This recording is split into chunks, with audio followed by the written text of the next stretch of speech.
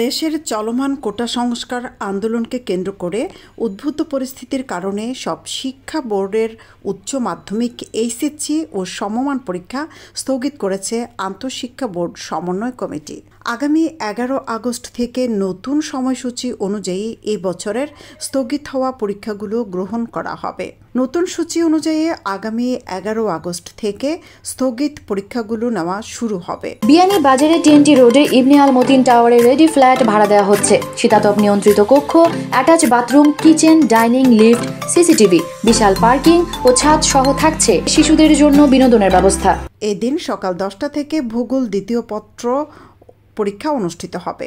12 August সকাল 10টা থেকে রসায়ন দ্বিতীয় পত্র, ইসলামের ইতিহাস ও সংস্কৃতি প্রথম পত্র, মানবিক শাখা, ইতিহাস প্রথম পত্র, গৃহ ব্যবস্থাপনা পারিবারিক জীবন প্রথম পত্র এবং উৎপাদন ব্যবস্থাপনা ও বিপণন প্রথম পত্র পরীক্ষা অনুষ্ঠিত হবে।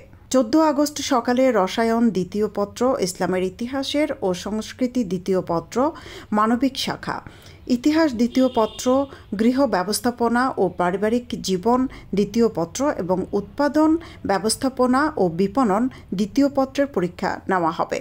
18 আগস্ট সকালে অর্থনীতি প্রথম পত্র এবং 20 আগস্ট অর্থনীতি দ্বিতীয় পত্র পরীক্ষা হবে। এদিকে বন্যা কবলিত সিলেট এলাকায় স্থগিত হওয়া এইচএসসি ও সমমান পরীক্ষাগুলোর রুটিন এখনও প্রকাশিত হয়নি। এর আগে এইচএসসি ও সমমানের পরীক্ষা 3 দফায় স্থগিত করা হয়েছে। প্রথমে গত 18 জুলাই, এরপর একসঙ্গে 21, 23 ও 25 জুলাইয়ের পরীক্ষা এবং পরবর্তীতে 28 জুলাই থেকে 1 আগস্ট পর্যন্ত পরীক্ষা স্থগিত করা হয়। আগামী 4 আগস্ট পরীক্ষা গ্রহণের কথা থাকলেও সেটি 11 আগস্ট পর্যন্ত স্থগিত হয়ে গেল। গত 30 জুন এইচএসসি ও সমমান পরীক্ষা শুরু হয়।